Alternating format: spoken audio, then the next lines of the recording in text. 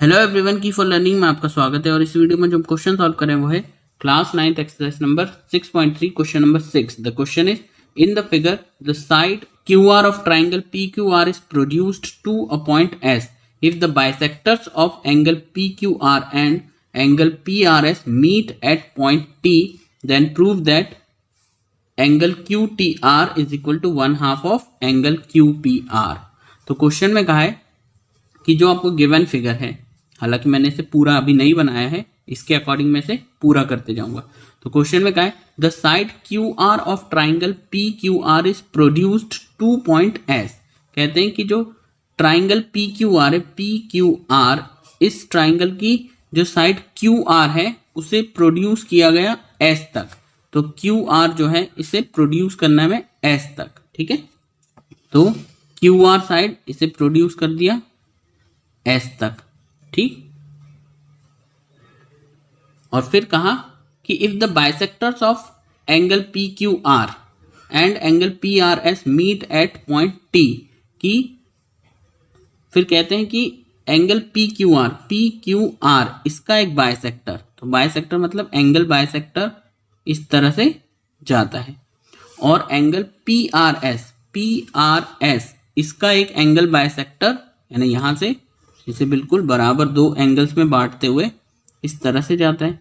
ये दोनों बाइसेक्टर्स आपस में कहाँ मिलते हैं? T पर मीट करते हैं।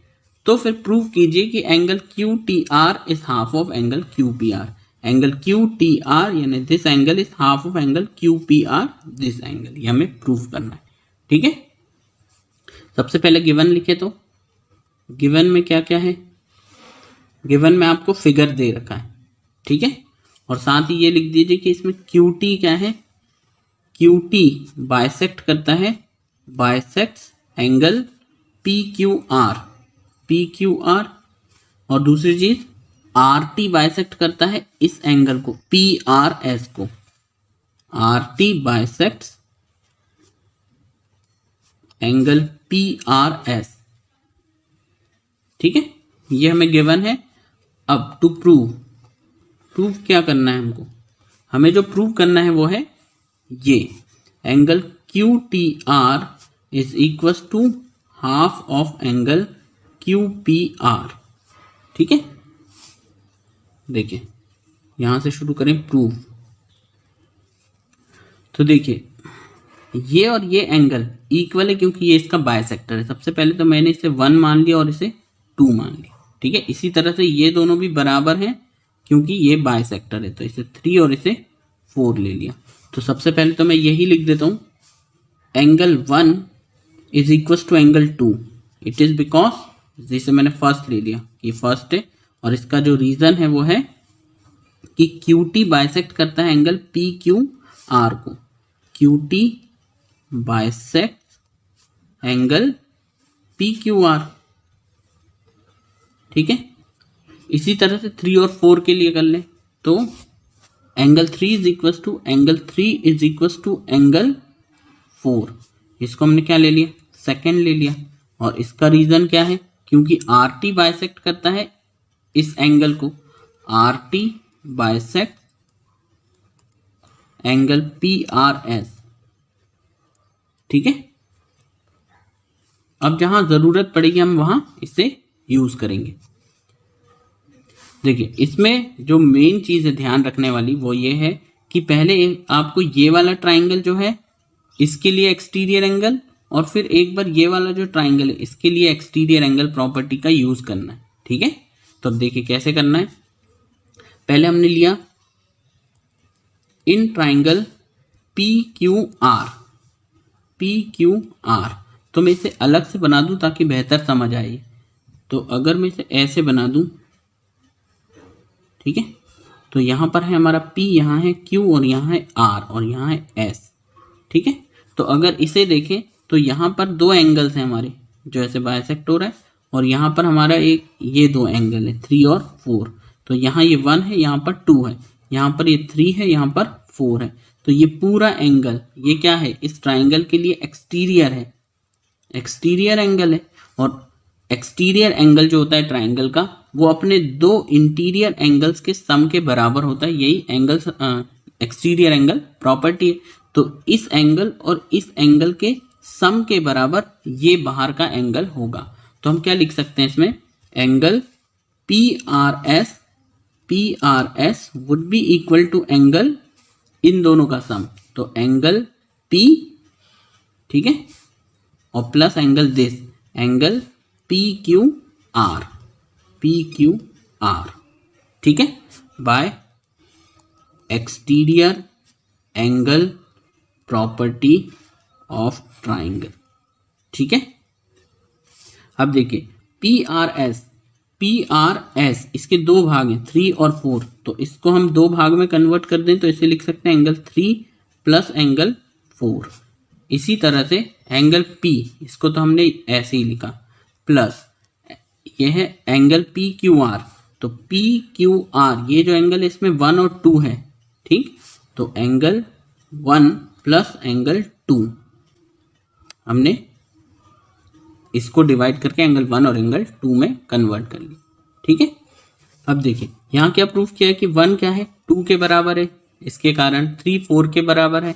तो हम यहाँ पर रिप्लेस कर देते हैं, एंगल 1 और एंगल 2 बराबर है तो हम एंगल 1 की जगह भी एंगल 2 लिख देते हैं। तो यहाँ पर हम लिख देते हैं यूजिंग दिस फर्स्ट, हमने फर्स्ट का यूज किया यहाँ, और इस 1 को क्या लिख दिया, एंगल 2 ही लिख दिया, एंगल 2, क्योंकि 1 और 2 इक्वल है, फर्स्ट में दिया है 1 is equal to angle 2, plus और यहाँ चल रहा है एंगल 2। ठीक है, इसी तरह से प्लस यहाँ तो एंगल P है और इज इक्वल टू, इधर पर भी देखिए सेकंड में क्या है, हमें चाहिए 4, तो हम जो एंगल 3 है उसको क्या लिख सकते हैं, एंगल 4 लिख सकते हैं, क्योंकि एंगल 3 4 के बराबर है सेकंड में। तो इस 3 की जगह हमने क्या रख दिया, यूज किया हमने सेकंड का यूज किया, और इसकी जगह हमने रख दिया एंगल 4, और यहाँ चल रहा है एंगल 4। ठीक है, तो अब क्या हो गया, एंगल 4 प्लस एंगल 4, ये हो गया 2 angle 4 is equal to angle P plus angle 2 plus angle 2, 2 angle 2। ठीक है, और अब इस 2 को आप नीचे कर दीजिए तो क्या हो जाएगा, angle 4 is equal to angle P plus 2 angle 2 upon, और ये 2 नीचे चला गया तो 2। It means that angle 4, angle 4 जो है वो क्या लिख सकते हैं, एंगल P अपॉन 2 को इन दोनों के नीचे लिख सकते हैं, प्लस 2 एंगल 2 अपॉन 2। ठीक है, तो 2 से ये 2 कैंसिल हो गया, तो फाइनली क्या आया, angle 4 is equal to angle P upon 2 plus angle 2। ठीक है, तो इसको हमने अभी थर्ड कंसीडर कर लिया। अब इसके आगे देखिए क्या करना है। ओके, देखिए ये थर्ड में हमने क्या कर लिया है, angle 4 is equal to angle P upon 2 plus angle 2। ठीक है, तो ये हमने लिया जबकि ये वाला ट्राइंगल है, इस पर एक्सटीरियर एंगल प्रॉपर्टी लगाई थी। ठीक है, अब इस वाले ट्राइंगल के लिए भी हम एक्सटीरियर एंगल प्रॉपर्टी का यूज करेंगे। तो अब कौन सा ट्राइंगल लेंगे हम, Q, T और R। ठीक है, तो इसे अगर मैं अलग से बना लूं तो ये कुछ ऐसे है, यहां पर है आपका Q, यहां पर T और यहां पर ये R और ये S। और अगर इस वाले में आप देखें तो यहाँ सिर्फ एंगल 2 है, और यहाँ से इसको देखें तो ये एंगल 4 है। ठीक है, अब इसमें भी क्या लगाओगे आप, एक्सटीरियर एंगल प्रॉपर्टी। ठीक, तो जब एक्सटीरियर एंगल प्रॉपर्टी लगाओगे तो बाहर का एंगल एंगल 4 वो इस इनर एंगल यानी अंदर के एंगल इसके यानी एंगल T और एंगल 2 के सम के बराबर होगा। तो इसे ही लिखें तो इन ट्राइंगल TQR इसमें हम लिखते हैं एंगल 4 जो है यानी एक्सटीरियर एंगल वो इस एंगल T प्लस और इस एंगल 2 इन दोनों के सम के बराबर होता है by exterior angle property of triangle. ठीक है, अब देखिए, अब जो थर्ड में हमने एंगल 4 की वैल्यू निकाल ली है, ये वो इस जगह पर रखना।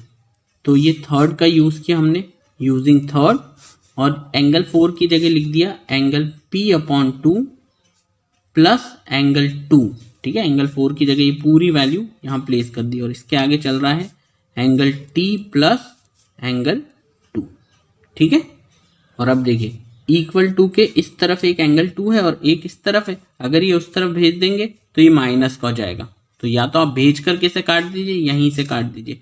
तो angle P/2 is equal to यहाँ है एंगल T और प्लस एंगल 2 और ये इधर गया तो माइनस का एंगल 2, तो एंगल 2 से एंगल 2 एक प्लस एक माइनस ये कैंसिल हो गया। तो यहाँ क्या बचा हमारे पास, यहाँ बचा